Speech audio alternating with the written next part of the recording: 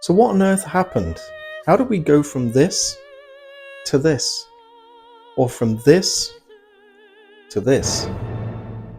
And more importantly, why? I'm Dr. John, and in this week's episode of Culture Decoded, we're going to answer some questions about modernism. Why did painters abandon perspective, poets abandon rhyme, and authors abandon simple narrative? Why did the world become so weird, and how can we make sense of it? In short, what have the modernists done to us?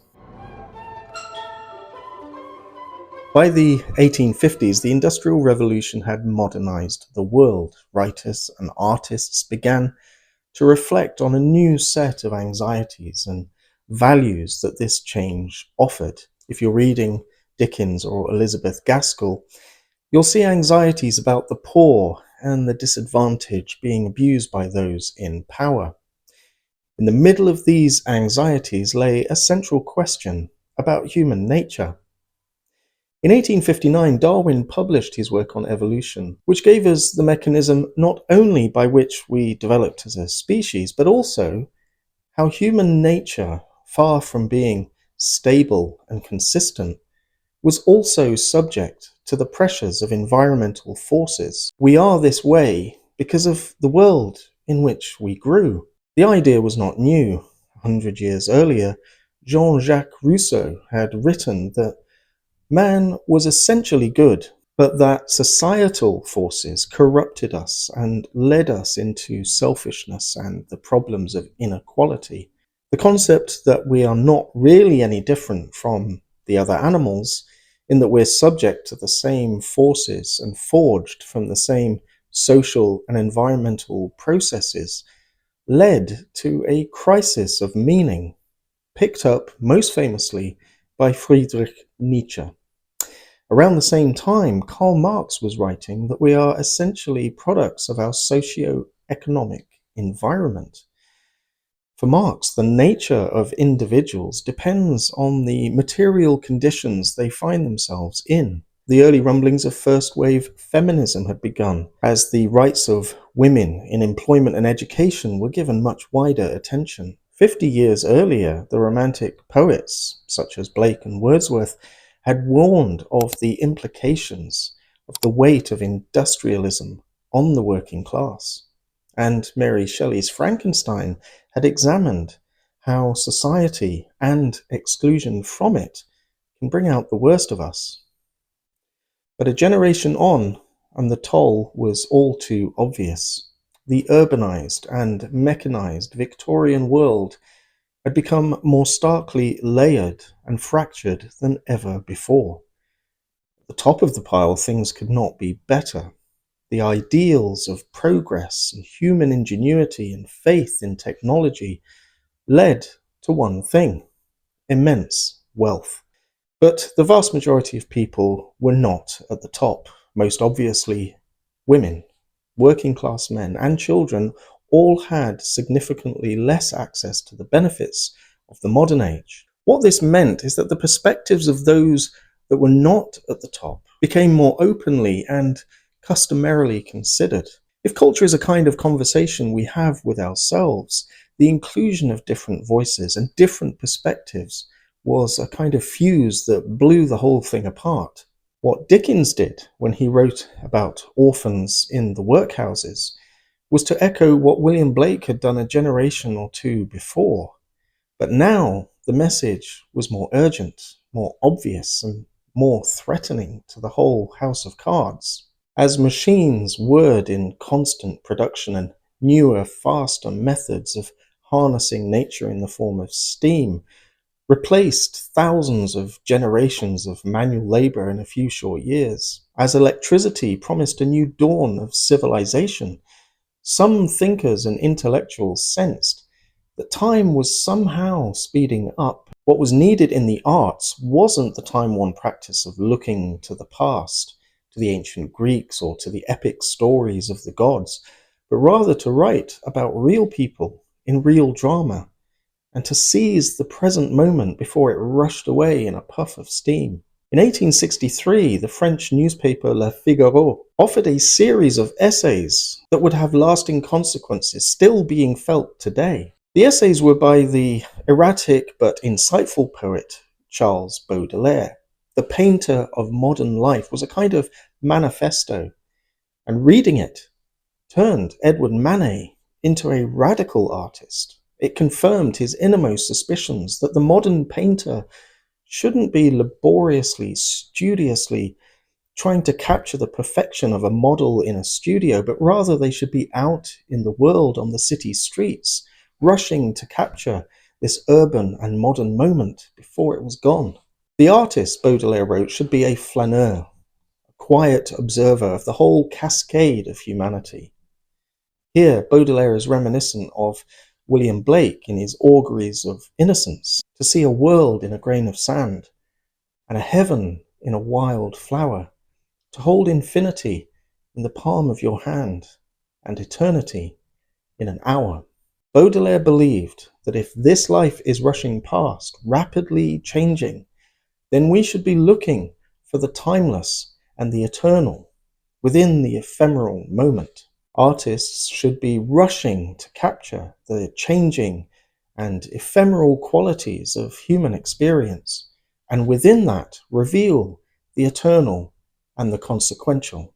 Baudelaire's writing also heavily influenced the young painter Claude Monet, who took to the streets of London and rushed down on canvas the setting sun over the river Thames. You can feel the urgency to capture the present, to extract from it things that are eternal. Rather than studiously painting the detail, he's daubing the canvas with strokes that evoke the light as it plays on surfaces, dramatically ever-changing, and yet almost routine in the daily cycle.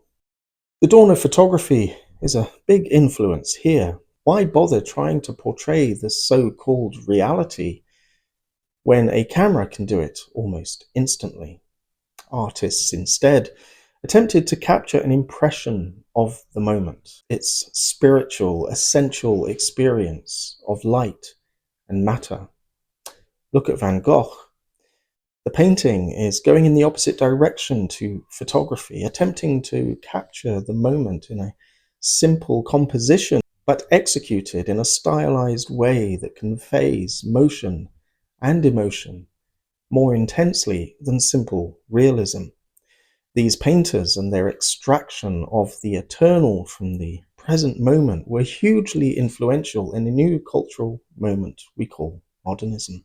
Around the same time that Monet was painting the Thames, Thomas Hardy published Tess of the D'Urbervilles. It's now considered a kind of proto-modernist novel.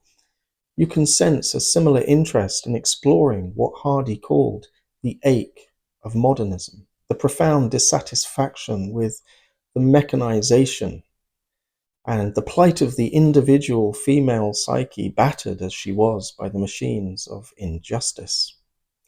In one scene, Tess is walking across fields, and in a moment, the perspective on her shifts, zooms suddenly out so that she's seen as a fly on a billiard table. This God's eye view, where we look down upon poor Tess and see her ultimate insignificance to the gods who toy and play with her until the bitter end, is, I think, one of Baudelaire's moments.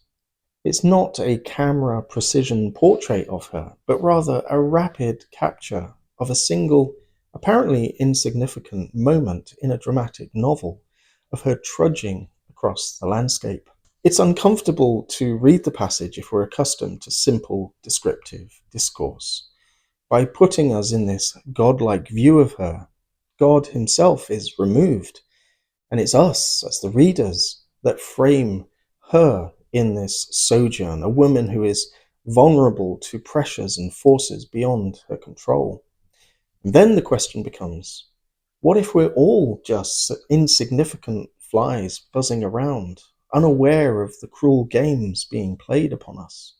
In passages like this, we can sense the unease and discomfort with the classical explanation of our plight as humans. The modernists examined selfhood and our place in the universe with more intensity than would have been thought possible. Surely older generations would have said, we're all part of a heavenly system in which God is in the heavens and the world being held together by the divine laws of nature. But by the turn of the 20th century, new questions were being asked. Given the tragic poverty of Dickens' England, and given the way that someone like Tess can be pulled from happiness to sorrow by the games of the gods, what if the simple explanations no longer work? What if the grand narratives of religion, tradition, family are all myths that no longer fit the fast-paced world from which we're meant to extract some kind of meaning?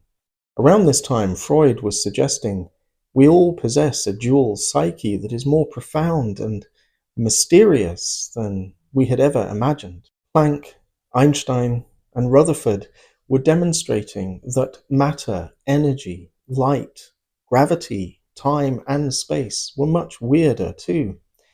What had been taken for granted as obvious was no longer so obvious. There no longer appeared to be one simple explanation for anything.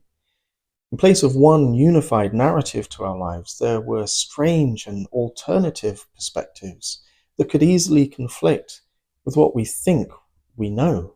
The advent of the First World War only served to intensify the feeling that God was no longer in control of the universe, let alone people's individual lives. Writing in the aftermath of the Great War and of the Irish War of Independence, and following the layers of suffering imposed by the flu epidemic of 1918, when even more millions died, including nearly his pregnant wife, Irish poet William Butler Yeats composed a poem entitled The Second Coming.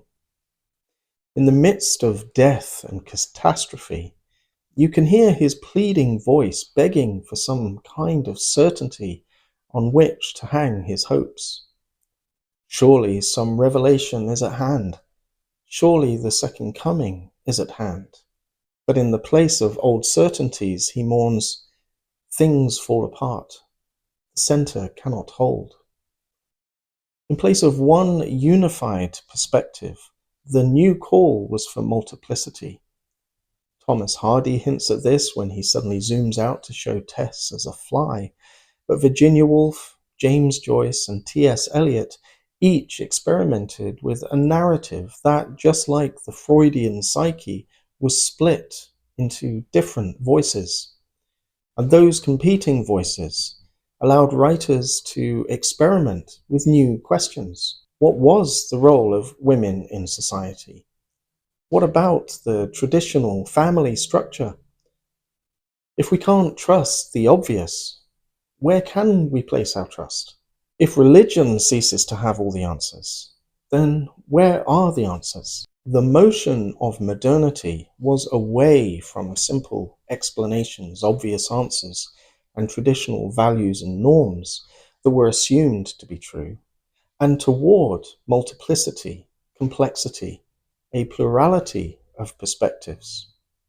If you pick a piece of literature from this period, you would do well to be sensitive to these anxieties and values. While Edvard Munch had articulated some of the modern anxiety with his paintings, Pablo Picasso was probably at the forefront of a number of artists who attempted to capture the possibility of multiple perspectives in portraiture.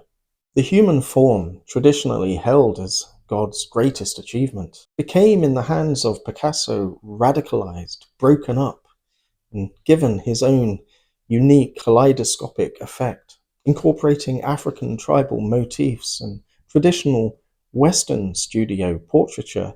Picasso flipped the switch on perspective. His Mademoiselle d'Avignon doesn't offer us a simple way in. What we see are fractured perspectives, elements we easily recognize and others we don't. The well-known and often celebrated curves of the woman become angles, the faces repositioned in order to show us a multiplicity where once there had been a unity. Writers attempted the same trick. Virginia Woolf abandons the single-voice narrative. James Joyce captures moments of street conversations in Dublin combined with the inward thoughts and monologues of various characters and the history of the Dublin sewer system. Dylan Thomas gives us a whole village in Under Milkwood, and T.S. Eliot gives us The Wasteland, originally called He Do the Police, in different voices. Picasso's art makes token gestures towards form. We know that it's a nude woman or a person playing a guitar, but there was something else going on here. Something is being done so that I'm constantly being held as a viewer in a kind of game. Unlike the traditional Mannerist painting of the past, with Picasso, there's no possibility of me being able to immerse myself fully into his artistic world. I'm never tricked into thinking that this artistic world is real. And Picasso did this intentionally. He said, "We all know that art is not truth. Art is a lie that makes us realize the truth." For the modernists, there was a great letting go of the pretense of realism. Unlike the present virtual world of AI trickery, the modernists relinquished the artistic claim to replicate the world as faithfully as possible and instead embraced the other art-inspired terms that acknowledge the obvious manipulation going on: artifice and artificial. This is best typified in René Magritte's famous painting, "Ceci n'est pas un pipe," this is not a pipe. Its actual title tells us how far we had come in our realization that realism had become impossible. It's called The Treachery of Images, and it serves to remind us of its artifice. This is not a pipe, but a painting of a pipe.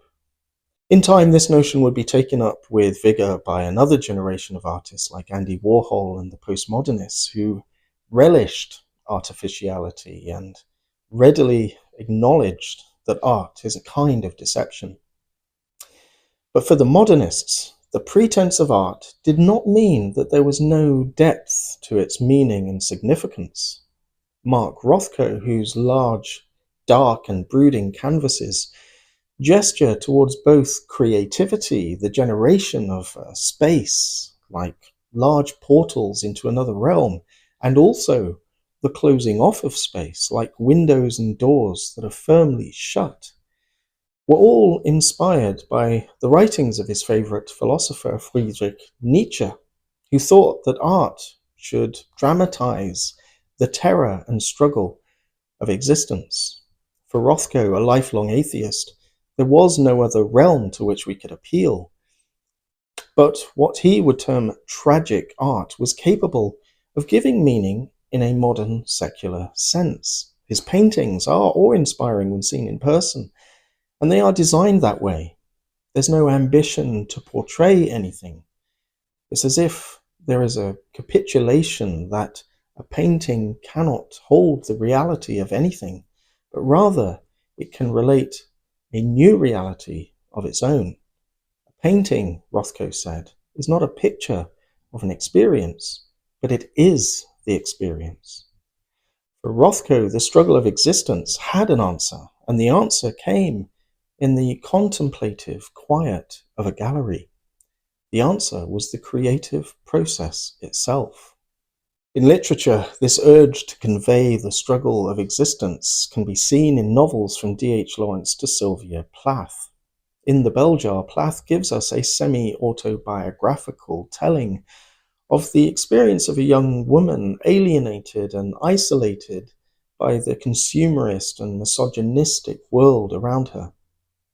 Like Hamlet, she becomes unable to act, to decide, almost like she's anesthetized. Again, the oppositional force that prompts this inaction is the imposition of male expectations placed on her, like the weight of a drug that numbs her and crushes her ability to act with purpose.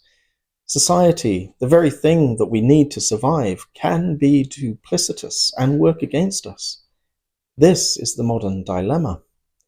You can also read T.S. Eliot's Love Song of J. Alfred Prufrock as if it's a poetic retelling of the same sense of ironic detachment and alienation we get with Esther Greenwood.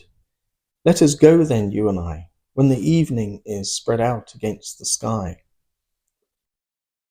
Like a patient etherized upon a table, let us go through certain half-deserted streets, the muttering retreats of restless nights in one-night cheap hotels and sawdust restaurants with oyster shells. Streets that follow like a tedious argument of insidious intent, to lead you to an overwhelming question. And here, Prufrock's overwhelming question could easily be asked by Esther Greenwood or any of us. It reveals itself later in the poem like a crushing realization. And indeed, there will be time to wonder, do I dare? And do I dare? Do I dare disturb the universe? And that stuttered question then becomes broken down into a tyranny of other repeated, halting questions. And should I then presume? And how should I begin? Like Esther Greenwood, Prufrock isn't quite able to rouse himself into action. By the end of the poem, he is mesmerized by the song of mermaids, only then to be woken from this reverie and promptly drown. Like Rothko's gesture towards another realm, the doors to the other realm remain closed. The vision collapses as reality sets in. The vision breaks, and then, and only then, do we drown. Like Esther Greenwood, we're all left sitting in a doctor's office waiting for our fate. In a world where we have been dethroned from being God's finest handiwork, set just a little below the angels, anxieties about our meaning, our capacity to act, and our propensity to be acted upon can seem overwhelming. And plenty of modernist writers and artists explored that problem. It seemed as if all is lost. Things fall apart. The center cannot hold. But a new act of creation. Not the old story of our creation, which had provided solace to generations before us, but a new ethos, the story of what we ourselves can create. Plath's novel helped spawn a new wave of feminism in the Western world. Esther Greenwood may not have known what to make of herself, but the millions of women who read it felt altered and awakened to the injustices of the system. Rothko's paintings urge us that it is in the looking, the experience of them, that we can bring meaning to them. They do not constrain us to take their meaning, but urge us to create our own. And in Prufrock, his mind turns to Shakespeare as he realizes, I am not Prince Hamlet, nor was meant to be. I'm an attendant lord, one that will do, to swell a progress, start a scene or two. This is the lie of art pointing us to a truth. It's the urge to start a scene, to interpret a painting, to upend a system. Modernist culture can appear to be nihilist, but there's always confidence that we can make something happen. Remember Marx, a changed environment will generate changed people. The modernists had suffered some stark realizations, but they also had confidence in the possibility of us becoming the great creators ourselves, and language, music, art, science, and social change felt very much like part of the answer. What began as an effort to respond to new anxieties about humanity in the eye of an industrial storm had led us to a multiplicity of voices, the incorporation of the disadvantaged, and eventually to a plurality of perspective itself. The feeling of uncertainty about traditional grand narratives that had explained the world for so long developed into a new certainty that progress is not a blessing from the heavens, but the result of our own invention. And once photography had won the race toward realism, a new race was underway. The charge towards self-acknowledged artifice, toward boundless experimentation with expression, and towards a new freedom from the hierarchies and traditions of the past. Modernism may have started as a race towards progress, but with time, it became a jailbreak. It became an escape from the chains of convention. Radicalism, they thought, had finally outperformed tradition. In the years to come, the partitioning of perspective from a collective to a personal individual experience, the rejection of traditional hierarchies, and the adoption of a mutated form of the romantic ideal of the individual pitted against the world, led some to explore radical individualism. While Charlotte Bronte's Jane Eyre and Charles Dickens' David Copperfield offered us a portrayal of the individual against the world, and D.H. Lawrence believed that a real community could be best achieved when composed of individuals each seeking their greater fulfillment, F. Scott Fitzgerald explored a more radical approach. J. Gatsby takes up the initiative to bend the world to his will. Fitzgerald not only created a character determined to succeed as the self-made man, who doesn't rely on the gods or luck for his fortunes, but he also created a man possessed by an obsession, a man who made Daisy Buchanan and the wealth he needed to acquire her the engine of his relentless energy. This is success not as a kind of gift given by the universe or by nature for playing the game well, but this is success as an act of retribution, success at all costs, success swiped from the hands of others. And here we see the will of the individual exercised to an extent that we begin to question, how are we to handle the obvious competing desires of multiple individuals?